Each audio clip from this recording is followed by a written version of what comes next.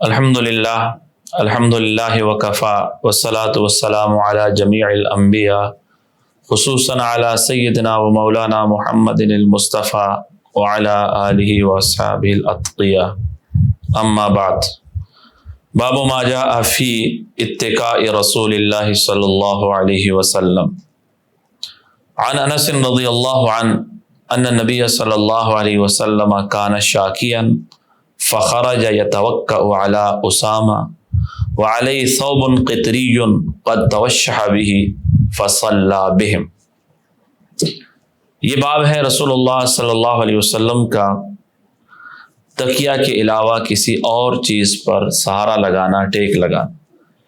پہلے ایک باب گزر چکا ہے، اس کے اندر رسول اللہ صلی اللہ علیہ وسلم کا آپ کے تکیہ مبارک کا اور اس پر ٹیک لگانے کا بیان ہو چکا۔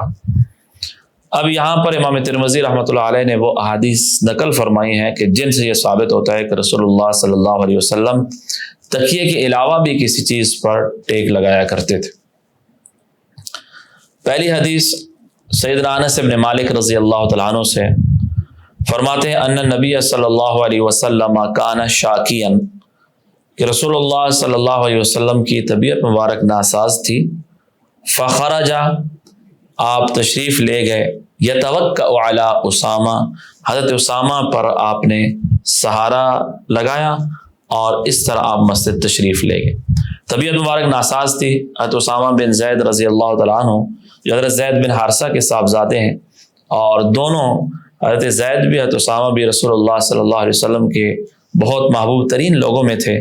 تو اسامہ بن زید تشریف لائے تو آقا علیہ الصلوۃ والسلام نے ان کے کندھے مبارک پہ ہاتھ رکھا اور اس طرح آپ سہارا لے کے مسجد تشریف لے گئے۔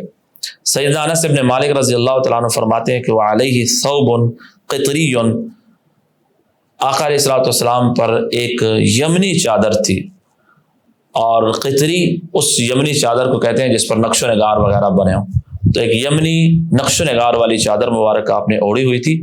قد توشح به، اور اس چادر مبارک کو آپ نے اوڑھا ہوا تھا۔ فصلی بہم، آپ نے صحابہ کرام کو نماز پڑھائی۔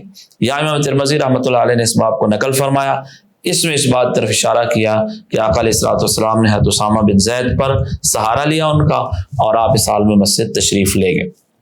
دوسری حدیث سیدنا فضل ابن عباس رضی اللہ تعالیٰ عنہ سے۔ فضل ابن عباس یہ حضرت عباس ابن عبد المطلب رضی اللہ عنہ کے صاحبزادے ہیں۔ حضرت عباس رسول اللہ صلی اللہ علیہ وسلم کے چچا ہیں، اور فضل ابن عباس آقا علیہ الصلوۃ والسلام کے چچا زاد بھائی ہیں۔ حضرت عبداللہ ابن عباس رضی اللہ تعالیٰ عنہ کے بھائی ہیں۔ فرماتے ہیں دخلت علی رسول اللہ صلی اللہ علیہ وسلم، میں آقا علیہ الصلوۃ والسلام کے پاس گیا، فی مرضہ الذی توفی فی، اس بیماری میں جس میں آپ کا وصال ہوا۔ وعلی رأسہ عصابۃ صفراء، آپ کے سر مبارک پر ایک زرد پٹی بندھی ہوئی تھی۔ آقا علیہ الصلوۃ والسلام کے سر مبارک میں درد تھا، اور درد کی وجہ سے آپ نے ایک زرد پٹی باندھی ہوئی تھی۔ فسلمت، میں نے آپ کو سلام کیا، آپ نے ارشاد فرمایا یا فضل، اے فضل۔ میں نے کہا لبیک یا رسول اللہ، یا رسول اللہ میں حاضر ہوں۔ آپ نے فرمایا اشدد بہذہ العصابہ علی رأسی، اس پٹی کو میرے سر پر مضبوطی سے باندھ دو۔ چونکہ انسان کے سر پہ درد ہو اور پٹی باندھی جائے کچھ انسان کو سکون ملتا ہے، تو آپ نے فرمایا کہ اس کو ذرا مضبوطی سے باندھ دو۔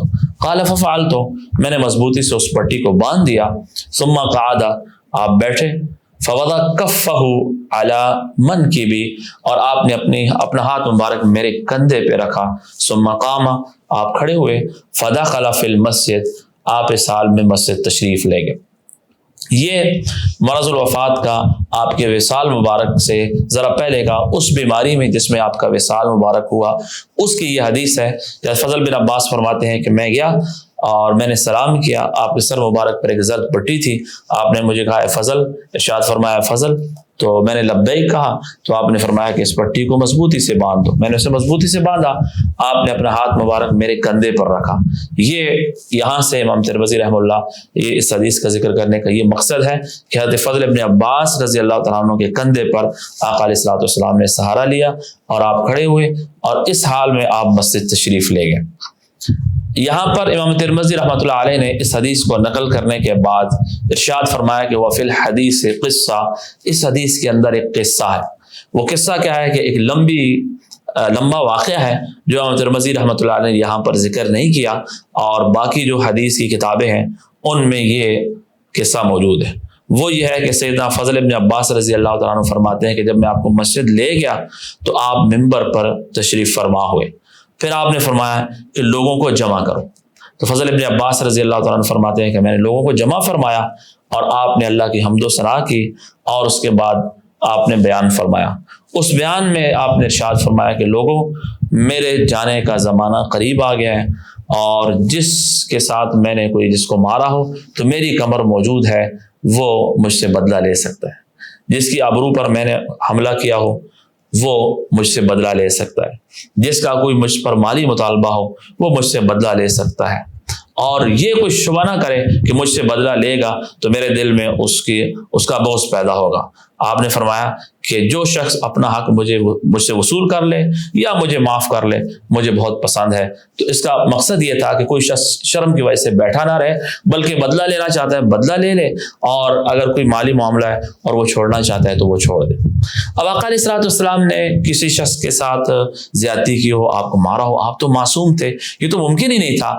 امت کی تعلیم کے لیے تھا کہ جس طرح آقا علیہ الصلوۃ والسلام نے باوجود معصوم ہونے کی اتنی احتیاط فرمائی کہ لوگوں سے پوچھا کہ کسی کو میں نے مارا ہو، میری قبر موجود ہے، تو امتیوں کو اتنی احتیاط کرنی چاہیے اللہ کے بندوں کے حقوق کے بارے میں۔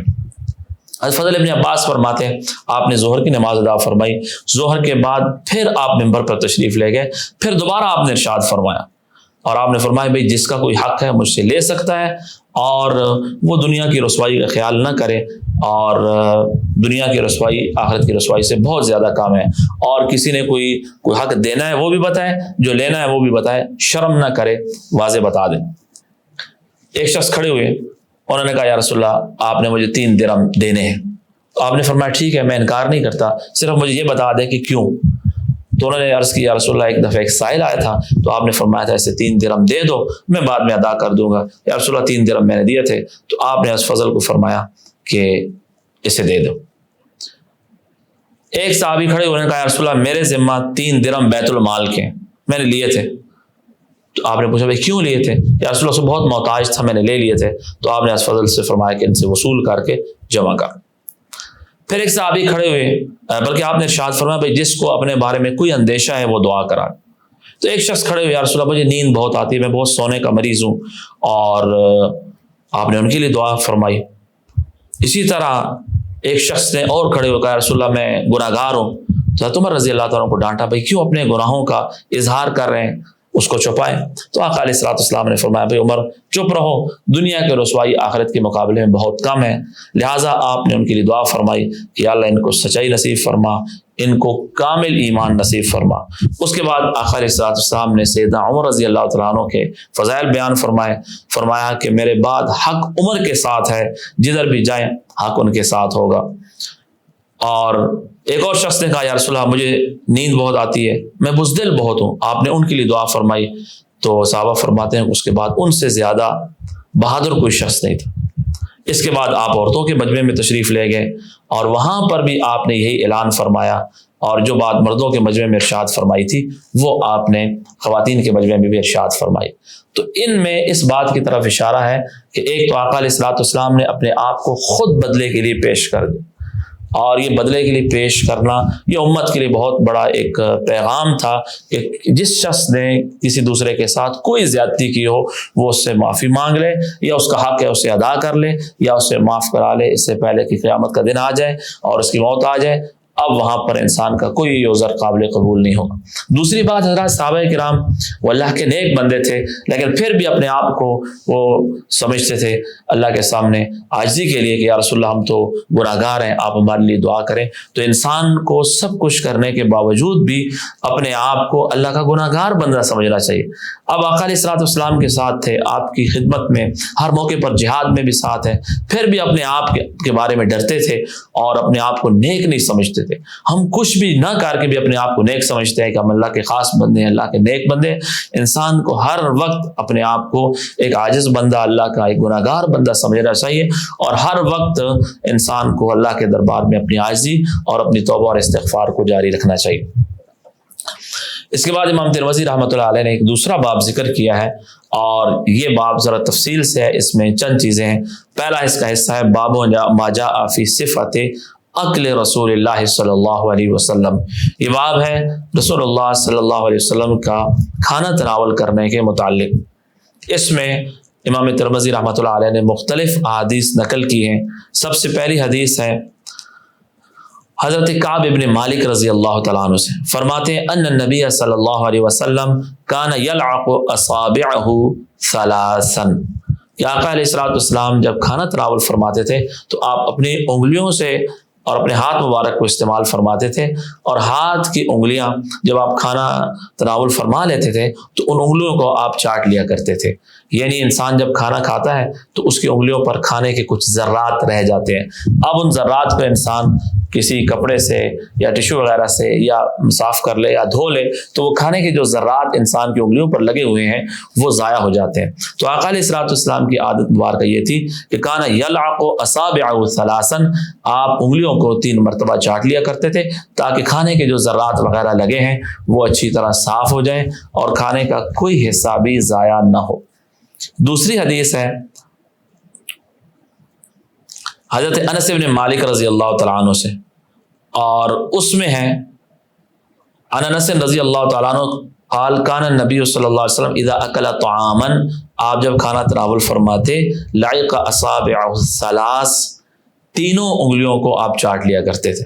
تو اس سے پتہ چلتا ہے کہ آقا علیہ السلام 3 انگلیاں استعمال فرماتے تھے۔ 3 انگلیوں کا مطلب یہ ہے کہ یہ درمیان والی انگلی، شہادت والی اور انگوٹھا، ان 3 انگلیوں کا آپ استعمال فرمایا کرتے تھے عام طور پر کھانے میں۔ تو پچھلی حدیث میں ثلاثن کا لفظ ہے، اس میں الف لام نہیں ہے، اس کا مطلب ہے 3 مرتبہ چاٹ لیا کرتے تھے، فرماتے تھے۔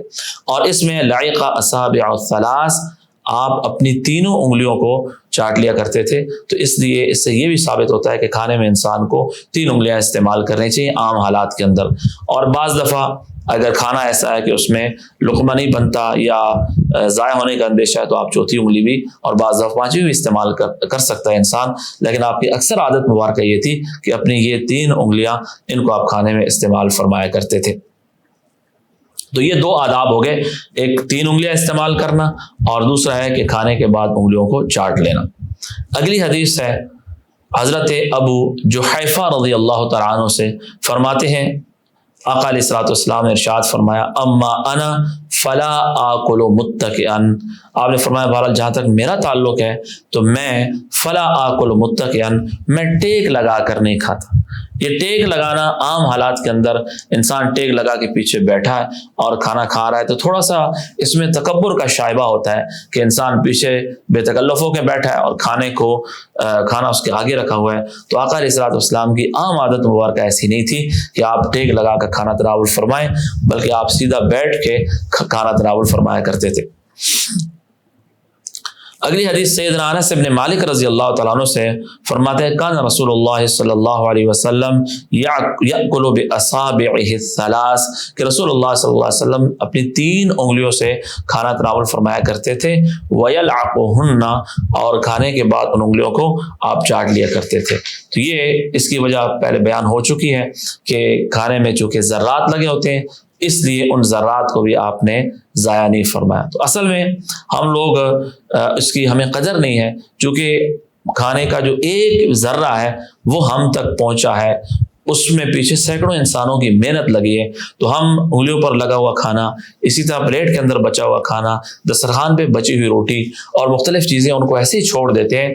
کھانے کا کوئی حصہ بھی ضائع نہیں کرنا چاہیے، کوشش کرے انسان خود کھائے، خود نہیں کھا سکتا اسے جمع کر کے کسی اور کو دے دے یا اسے محفوظ کر لے، یا اگر وہ کھانے کے قابل نہیں ہے تو انسان کسی ایسی جگہ پر ڈال لے جہاں اس کو پرندے وغیرہ کھا لیں، چونٹیاں وغیرہ کھا لیں، کوئی جانور وغیرہ کھا لیں، لیکن ایسا نہ ہو کہ کھانے کو اٹھا کے انسان پھینک دے اور کھانے کا کوئی حصہ ضائع ہو۔ یہ بہت رزق کی ناقدری ہے، اور اس ناقدری کی وجہ سے بعض اوقات انسان سے اللہ کی نعمت چھن جاتی ہے۔ اس کا بہت خیال رکھنا چاہیے کہ جب بھی انسان، خاص طور پر ہمارے یہاں ولیموں کے اندر، مختلف شادیوں کے اندر مختلف مواقع میں اجتماعی کھانا جہاں پر ہوتا ہے تو انسان بعض دفعہ بہت زیادہ ڈال لیتا ہے اور اس کے اندر تھوڑا سا کھایا اور اس کے بعد باقی چھوڑ دیا، وہ ایسے ہی ضائع ہو جاتا ہے۔ تو یہ خیال کرنا چاہیے کھانا اتنا ہی ڈالے انسان جس کو ختم کر سکے اور کوئی بھی حصہ ضائع نہ ہو۔ اگر روٹی کا کوئی بچا ہوا ٹکڑا ہے تو اس کو کھا لے، بجائے اس کے دوسری روٹی لے کر تھوڑی سی کھا کے اس سے مدہ چھوڑ دے۔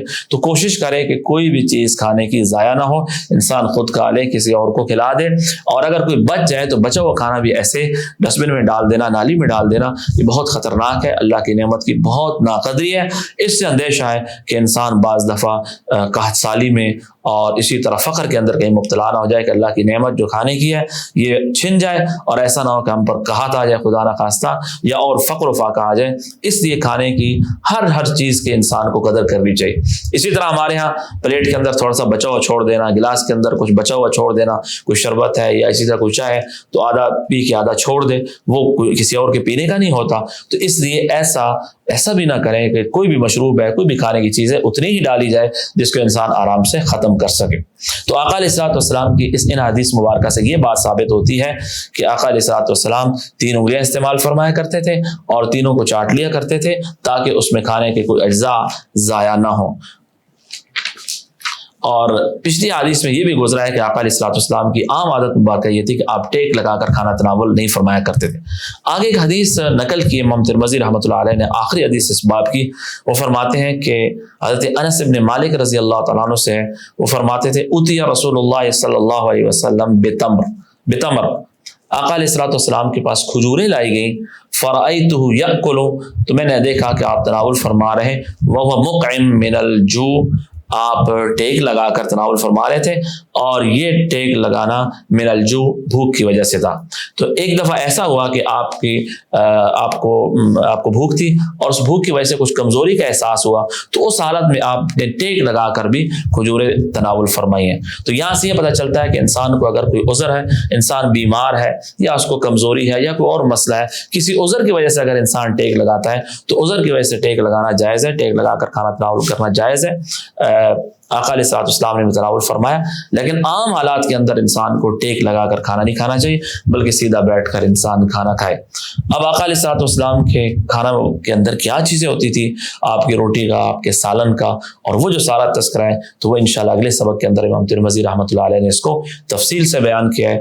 دعا ہے اللہ پاک ہمیں رسول اللہ صلی اللہ علیہ وسلم کی سچی محبت عطا فرمائے۔ سبحان ربک رب العزت عما یصفون وسلام علی المرسلین والحمد للہ رب العالمین۔